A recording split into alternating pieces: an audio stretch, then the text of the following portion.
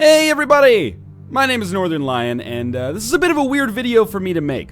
The guys and gals at Humble were generous enough to ask me to make some spotlight videos for the games that are in the Humble Roguelike weekly sale. And this is really what's in my wheelhouse. If you're watching this and you're familiar with me, you're gonna say duh, but if you're watching this and you have no idea who I am, I'm kind of a roguelike-y guy. I play a lot of roguelike games on YouTube, on the channel in which you are likely watching this video, and The Binding of Isaac is the big one that I play. It's weird to do a spotlight for this game because I have literally 450 hours into this game, and I'm assuming that most of the people out there watching this are probably somewhat familiar with The Binding of Isaac, so for me to go back and, 500 hours just erase it from my mind and be like, this is what this game's all about is very strange, but I'm excited to do it nonetheless because it's a different approach from what I normally do. The Binding of Isaac, it's a roguelike, it's permadeath, it's got randomized items, and there's somewhere in the vicinity of 150 to 200 items in the game, along with a variety of characters, and I'm gonna spoil some stuff just because I've unlocked like everything there is to unlock in the game, but there's a bunch of secrets.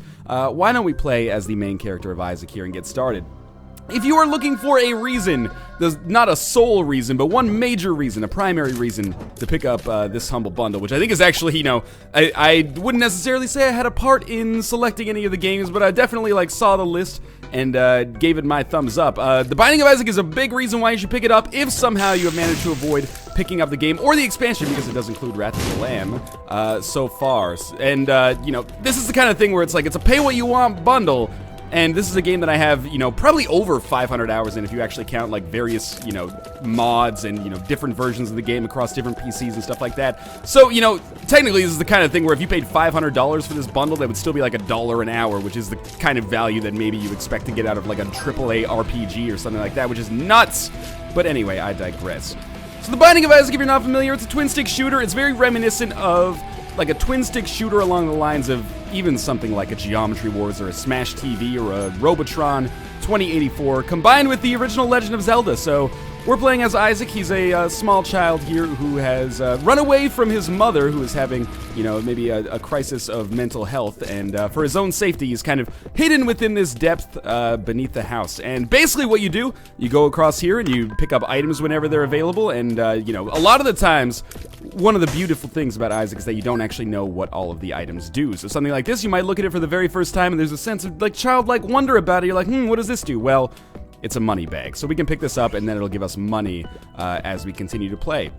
And our goal is to actually, defeat our mother. Oh my god, I'm not going to pick that up, but I will use an item called the D6 to reroll it into something that I also don't want. The reroll allows us to kind of change our items, which is very important because the synergy that you get between items is one of the most important things that kind of makes Isaac endlessly replayable. It's the reason that, I have 500 hours in this game, and then people look at me and they say, wow, this guy's really bad. Like, this guy over here has 2,000 hours in this game. It's that kind of game. Even if all of the other games in the weekly sale were terrible, which they're not, in fact, none of them are, this is reason enough to pick it up for sure if somehow, again, you've managed to stop avoiding it, or you managed to avoid it up to this period, which would just be absolutely crazy as well. So don't worry too much if you're a completely new or completely ignorant of the mechanics in The Binding of Isaac. Don't worry too much about what's going on here.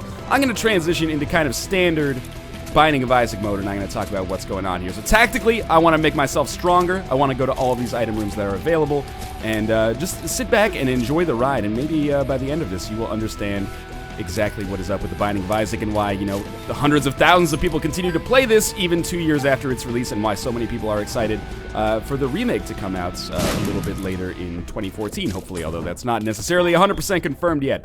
In any case, every floor obviously consists of multiple rooms, item rooms that give us items, and then rooms like this, which is a boss room, which allows us to, oh, I wasted that bomb completely, allows us to fight a boss, and then we'll get an item as a result. So we're fighting Pin here. Pin, one of the easier bosses that we can fight, but the game does get substantially more difficult as time goes on, and it's a game that, I hesitate to say this because diehard fans of my own series are probably going to say, why are you saying you're good at this game? But trust me, it's going to look easier for me than it probably will for you on your first try. But if you're watching this and you're a diehard Isaac fan, then I apologize for some of the, poor things that you're about to see. Some of the poor strategies, if you will. So I'm not necessarily picking up the item that dropped there. That was an item that is a range upgrade, which extends my the range at which my shots, which are tiers here, fire. There's some dark overtones going on in The Binding of Isaac, as one might expect. I'm not going to pick that up because I do have this item that actually gets unlocked a little bit later in the game, which allows me to switch an item for something, another random item from the pool of items that we are eligible to receive. So I'm just gonna wait for a second and see if I'd rather reroll, as it's called, this item or the item that came previously. But we've still got a lot of work to do here. Average Isaac run. Ooh. You know what? I will pick this up. This item is an item that gives us some more money. We can use that to buy some items from some special rooms a little bit later. We actually got a nickel out of that, not just merely pennies, so we get even more money.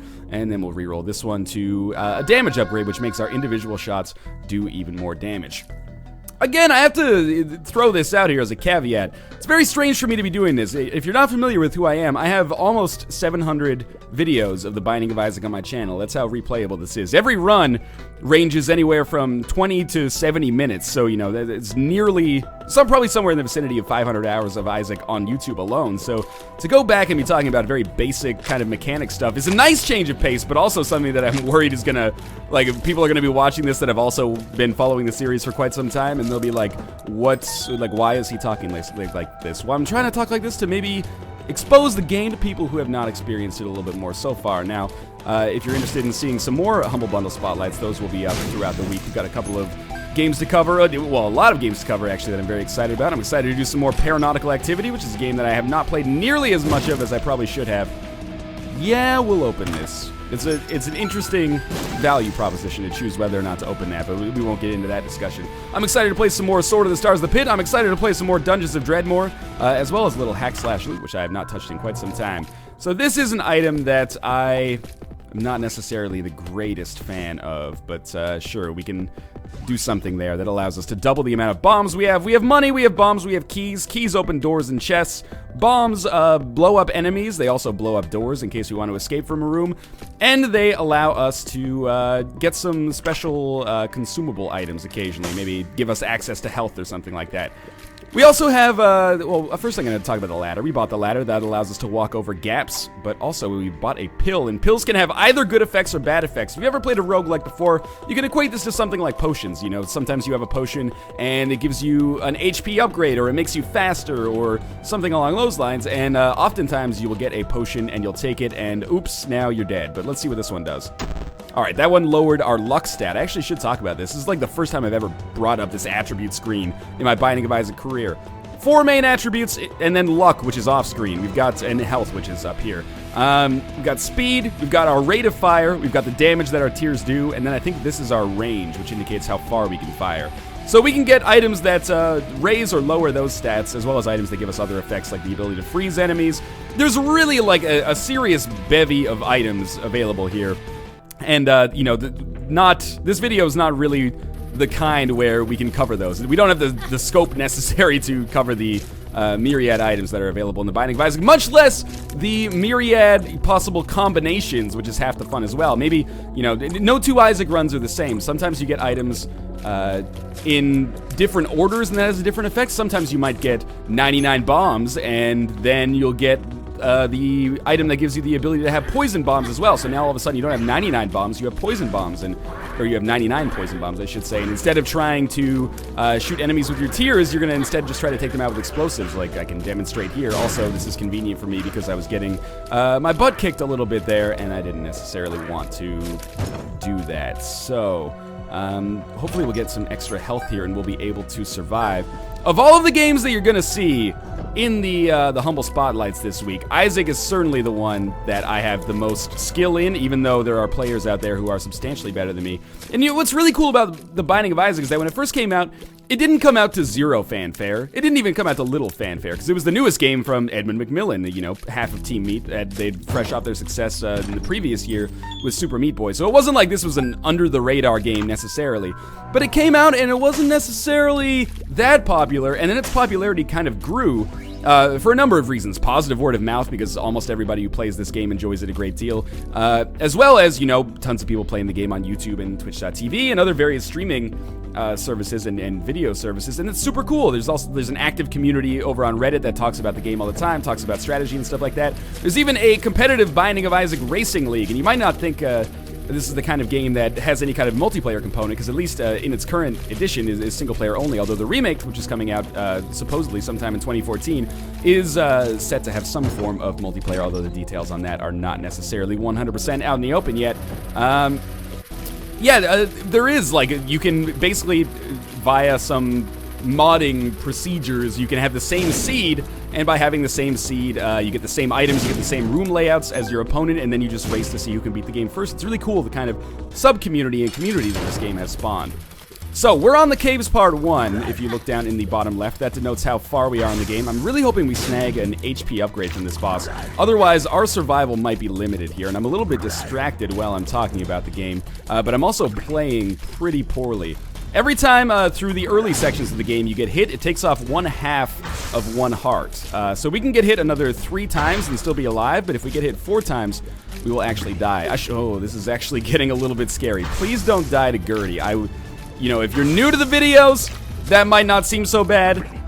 If you're a fan and have been for a while, dying to Gertie is something that has not really happened, oh my god, with regularity for quite some time. Now, there is health available on this level. I just need to make sure that I can actually survive long enough to actually get to it. And this is kind of like, this is the drama of The Binding of Isaac, is there will be many times where you come extremely close to death, but manage to pull it out, and that is what I'm hoping is going to happen here. That is way worse than I would hope to do in a fight like that, and we didn't even get an HP upgrade. I re-rolled it into a speed upgrade. We'll talk about that in a little while, because I'll probably want to re-roll that again. The re-roll, the D6 as the item is called in our spacebar item slot, is an item that you get for fulfilling certain conditions with the game. I don't want to spoil the secrets, because I know the creator, Edmund McMillan, and Florian Himsel as well, another one of the creators of the game, are big on, you know, kind of keeping the mystery of Isaac. So I would be remiss if I gave away all the secrets, but inevitably I'm going to give away some just by, you know, doing this video.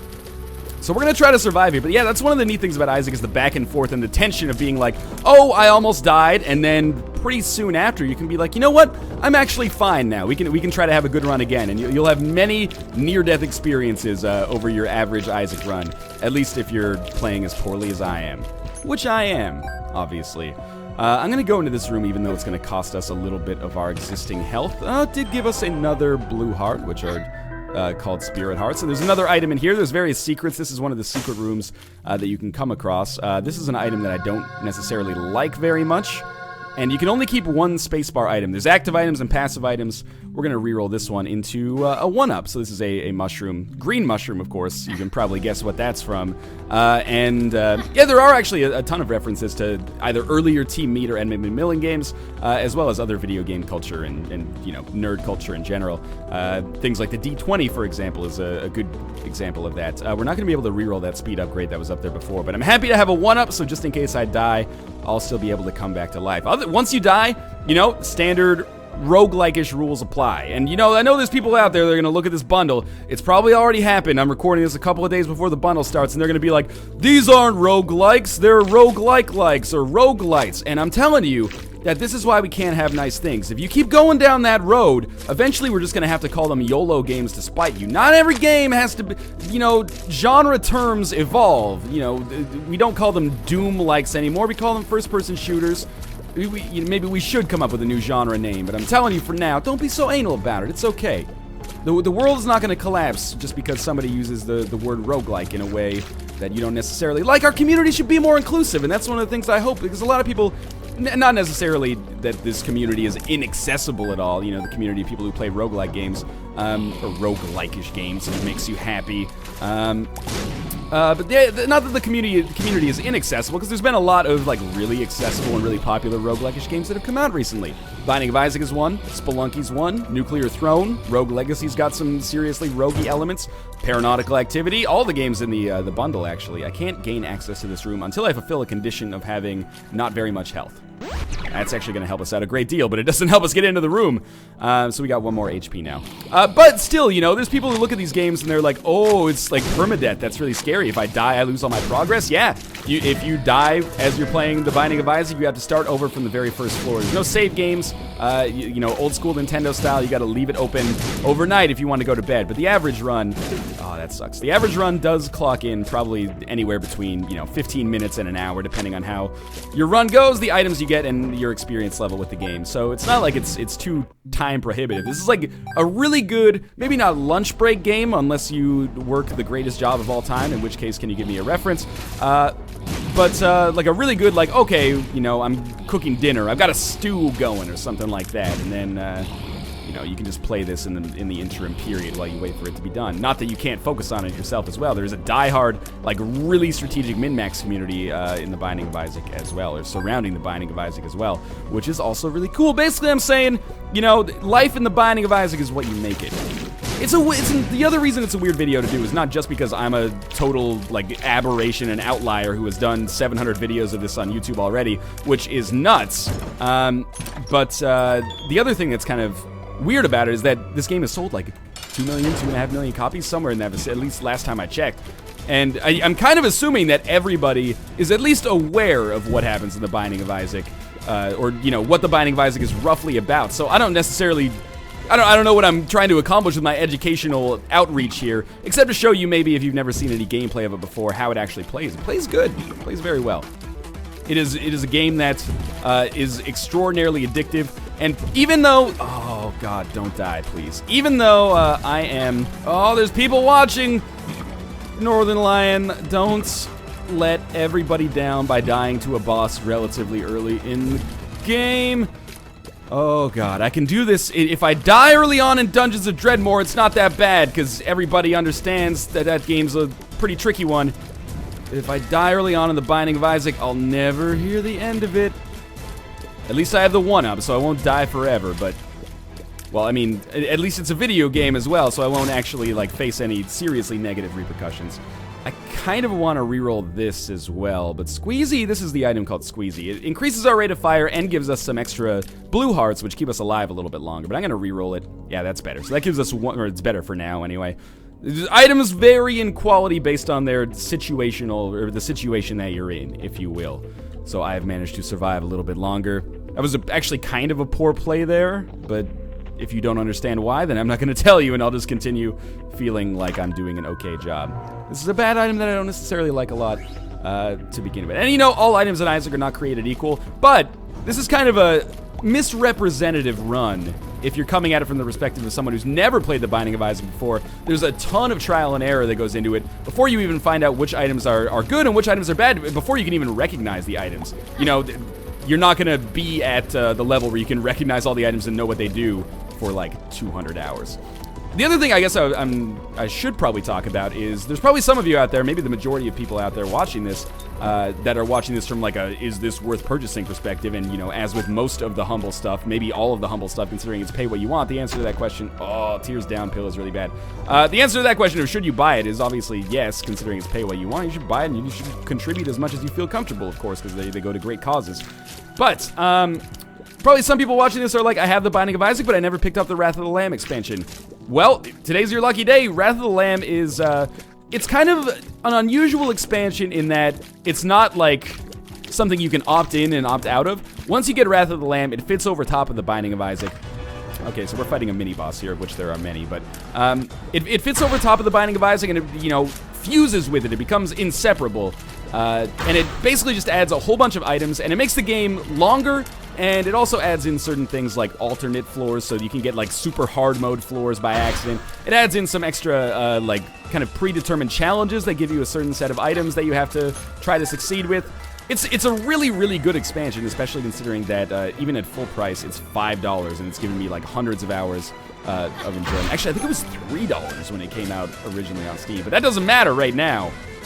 Because obviously you can get it, pay what you want in the Humble Bundle. Now, I could reroll this item, but I actually think this item might be okay for my purposes, and I'm not necessarily trying to min-max how I'm playing this game. I'm really glad, by the way, that the Binding of Isaac is included in this roguelike sale, because when I talked to the guys and girls at Humble and they said, you know, would you be interested in making some Spotlight videos? First off, I was like, yeah, that sounds awesome. But secondly, I was like, oh my god, so many people potentially are going to see how bad I am at the games that I supposedly play all the time and is like one of my favorite genres. And it's true, even though I'm terrible at these games, I really enjoy them. Now, this is a weird one because I'm actually not going to pick up any of this health. I'm going to be a little bit sneaky and show off that sometimes in the Binding of Isaac, you got to get hurt to get paid. So now that we only have 1 heart remaining here, we actually can go to this special room. We should probably reroll this first, though. And sure, it's not a great item. It'll drop some red hearts for us, but it's not as good as it may initially appear. And now I can go to this room down here, and we'll probably get some other attribute upgrade. But yes, to get back on my tangent, I was really happy that the Binding of Isaac was in here, so I at least had like a 30% chance to do okay at a game that I've played a lot of. Because when I go to play Paranautical Activity, oh my god, that game is going to destroy me. It's a great game, don't get me wrong. And in fact, it's one of the most interesting games in the bundle from like a variety standpoint, because it's not like a top-down, like not twin-stick shooter necessarily, but it's not a top-down roguelike, nor is it a twin-stick shooter like Isaac. It's a first-person shooter that's a little bit like the Binding of Isaac with guns, which is really neat. But anyway, that game is going to destroy me. Dungeons of Dreadmore, seriously going to destroy me, as is Sword of the Stars, the Pit. Hack/Loot, maybe we have a chance, but we'll see. Now, just be a little careful here. We're fine. The way that this room works is that basically once you come in and you select the prize, it's like picking up, you know, the Holy Grail, or, you know, in Raiders of the Lost Ark when Indiana Jones picks up the artifact. It's become a cultural trope, and then the boulder chases him. It's kind of like that. We can select the item, but then we have to go through our trial here, and we have to fight the bosses, and, you know, we'll be fine because I've done this 100 times before, but in order to get to this level of, you know, reasonable proficiency, I had to die here, you know, 70 times. And then eventually, I got okay at it. So we're, as of right now, we're on the Catacombs Part 2. Let me do some mental math in my head quickly. You got Basement 1, 2, Caves 1, 2, Depths 1, 2, Utero 1, 2, and then the Cathedral, and then the chest. So what does that come out to? Does that come out to 10 floors? We're on floor 4 of 10, so we're about 40. I'm just going to leave. We don't need anything over here right now. For our purposes, at least. Yeah, we've got, we're about 40% of the way through the game now. It usually starts moving a little bit faster. How would I rate my chances right now? Probably pretty bad. I don't think we're necessarily going to be showing off all of the late game content that you can get in Isaac. And you know what? I think that's a good thing. We'll keep some secrets because, you know, generally speaking, the first time you play the game, it ends at like point A, and it's like Lord of the Rings Return of the King. You're like, phew, it's over. And then, you know, when you get to point A a few more times, then you unlock point B, and you're like, oh my god, I don't know if I'll ever be able to beat point B. And then you beat point B, and you're like, phew, it's finally over. So Frodo and Sam have said goodbye. Frodo's on the ship. And it's all good. We just have a little bit of a delay here. There is the occasional bug, but I wouldn't worry about it too much. It hasn't diminished my experience. And then, you know, you beat point B, I think it's 10 times. If you beat Mom's Heart 10 times, or beat Mom's Heart with every character, then you unlock, like, points C and D, I think, or at least point C. And, you know, this just continues. And eventually there's, like, 5 different kind of paths you can take, or endings you can possibly get. Actually, there's more endings than that you can actually get. There's like 9 or 10 endings in the game. But anyway, hopefully we get as far as we can, but I don't necessarily want to show off the absolute late game ending. Not that this is necessarily a story-driven game. Now, this is a glitch that happens occasionally when you play the Binding of Isaac. There we go. We should be back on track here. Sometimes it takes like 15 seconds. You know, it's just working the permutations through. And once it's done, it's done. Oh, okay, so we did use a bomb. We're on the Depths Part 1 now. This is where things start to get a little bit trickier. That was some really terrible damage. Things start to get a little trickier here, and this is where things get real. Every floor, you get more enemies, you get more difficult enemies, and you get some enemies that have some seriously heinous attack patterns. So hopefully we will be able to survive and persevere. I'm playing very poorly right now, but that's okay. When I normally play, I try to play some fairly high-level Isaac, but this is not what's going on here. You can get very deep into strategic thought, and like I said, there are people with, you know, 2,000 hours out there.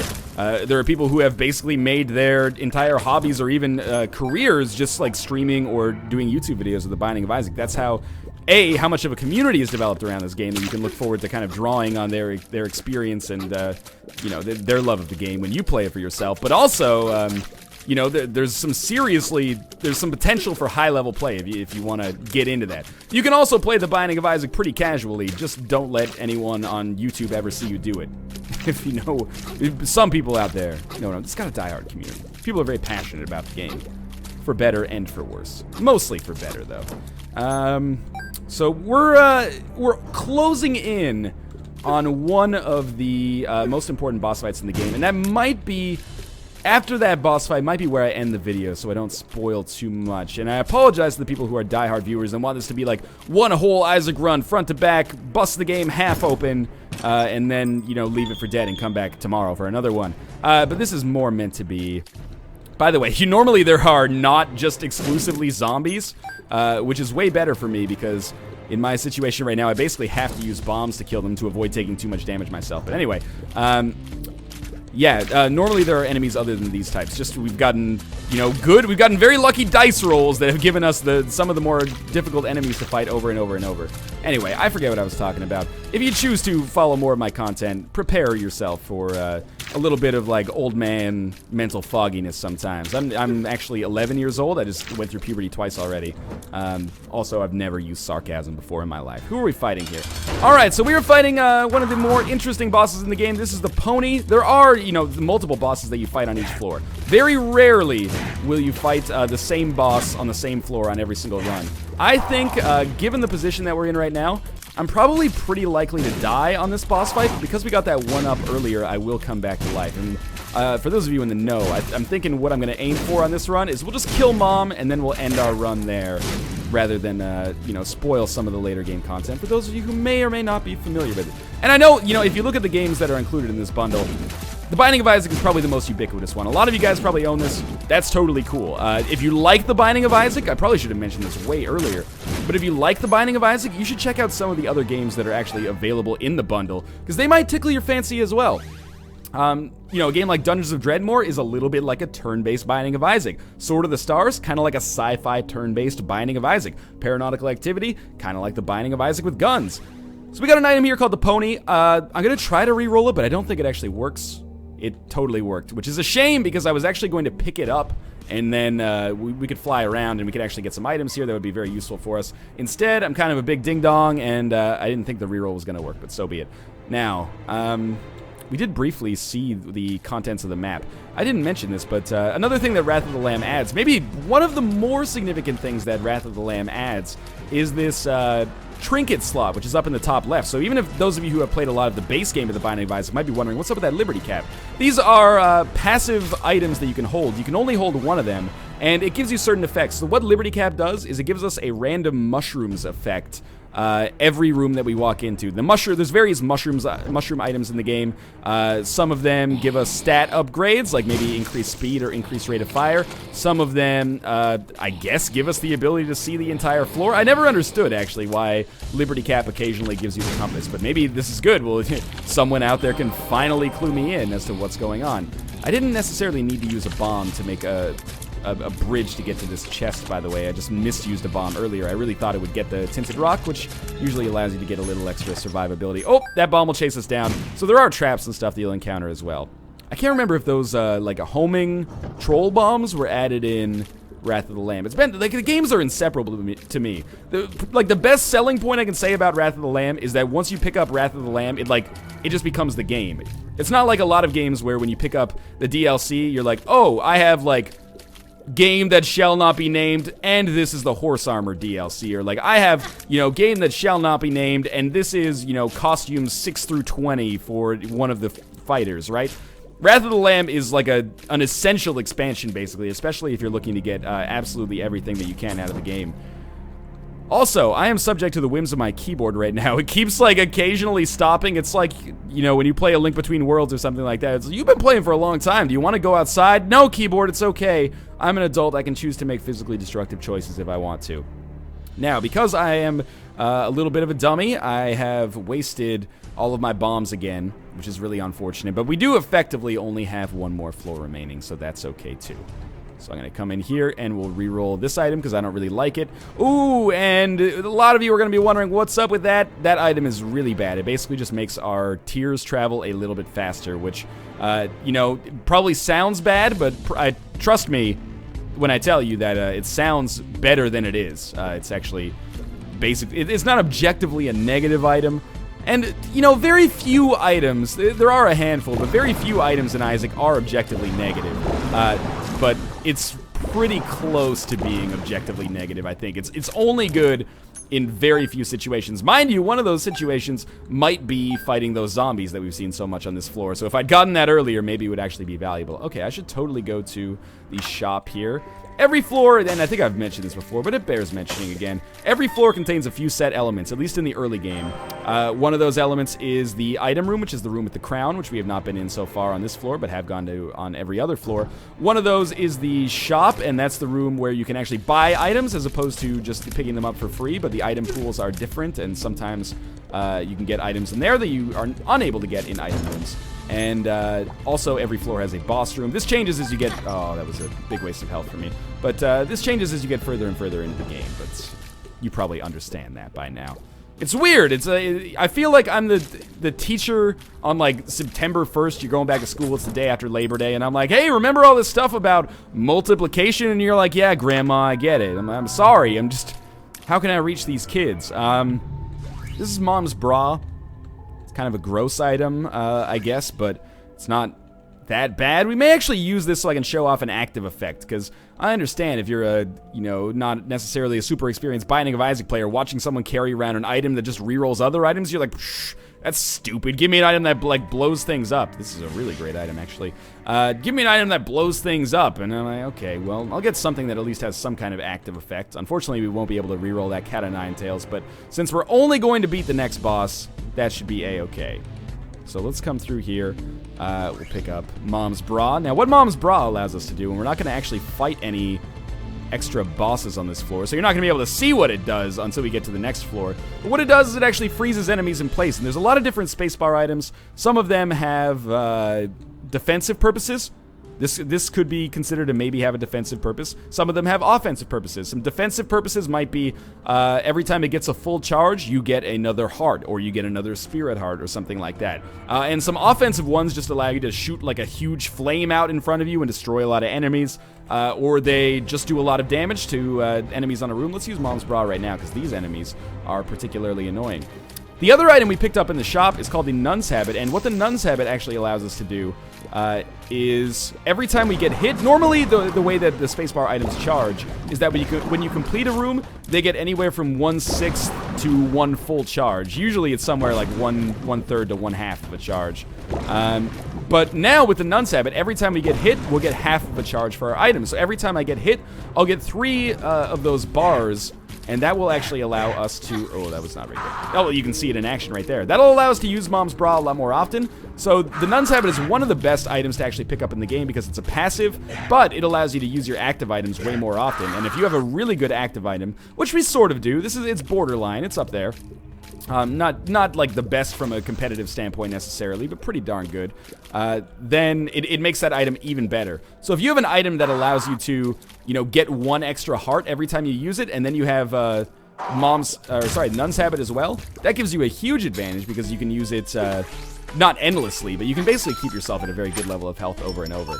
So that's another example of a room that you can come across. That's an arcade. We're not going to get too much use out of the arcade right now, but you know, they have very important uses depending on how your run is going. If we were doing more damage right now, which honestly we're doing a little bit below average from a damage standpoint, but that's the way the cookie crumbles in Isaac sometimes. Sometimes you do really well, sometimes you have to triumph over adversity a little bit, and we're kind of in the triumph over adversity state right now relative to what we would normally be. This is an item that is basically a familiar, a passive damage-dealing NPC that follows us around. The item we just picked up there is a map, and what the map allows us to do is actually see the entire layout of the floor. So it won't actually allow us to see what is in each room, but it'll at least allow us to see where the rooms kind of shake themselves out. There is an item we can get that will make it possible for us to see what is in all of those rooms.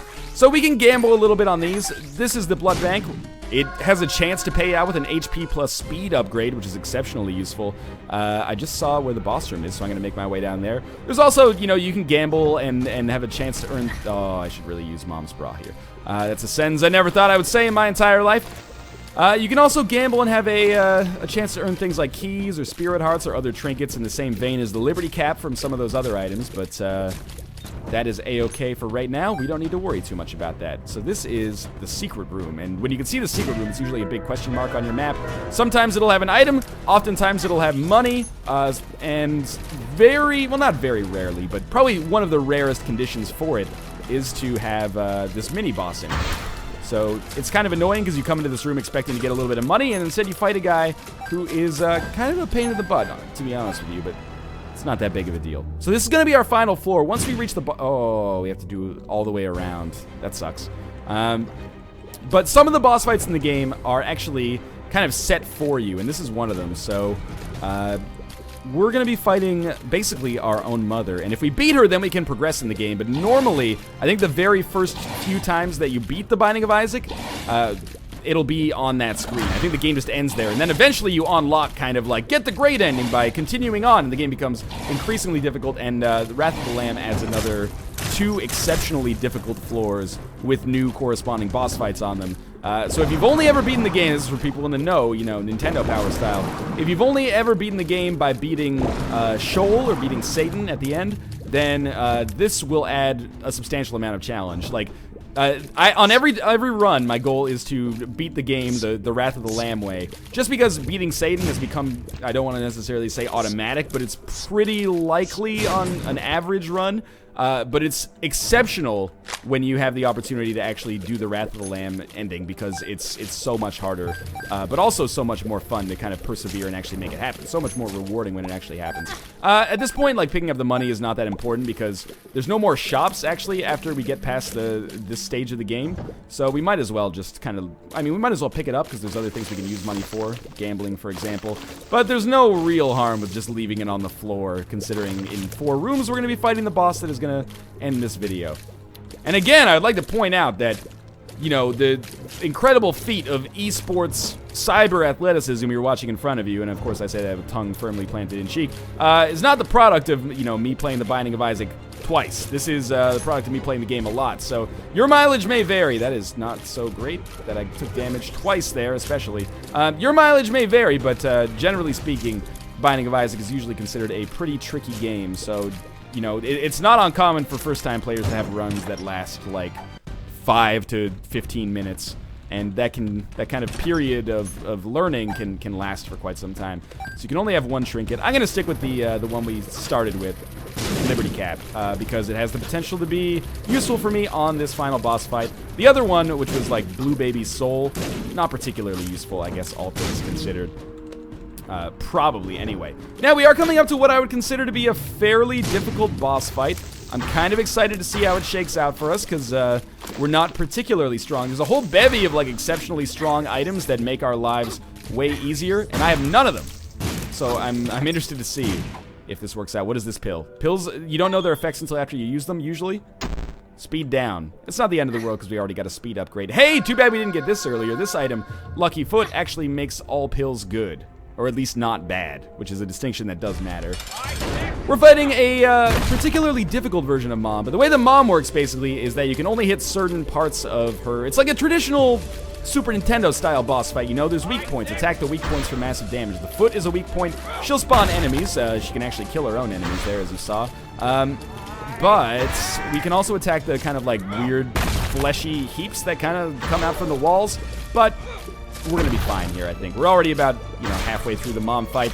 Every second time we get hit, we'll be able to get another charge on Mom's bra, as you see here, and that'll allow us to do, like, another 20 to 30% damage. So we're gonna live here, and this is a very feel-good spot for me to be kind of stopping this Binding of Isaac video, because I don't think I'm ruining anything about the actual progress of the game. This is great.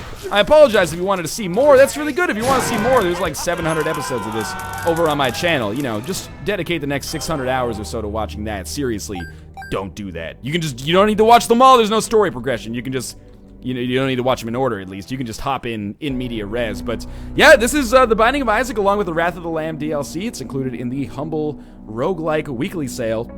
You should check it out for yourself if you're one of the very small, unfortunate people, or not small, unfortunate person, but one of the small, unfortunate percentage of people that has not checked out The Binding of Isaac yet. This is basically a perfect opportunity to pick up basically the definitive edition of the game as it stands right now at a price which you're basically by definition guaranteed to be comfortable with.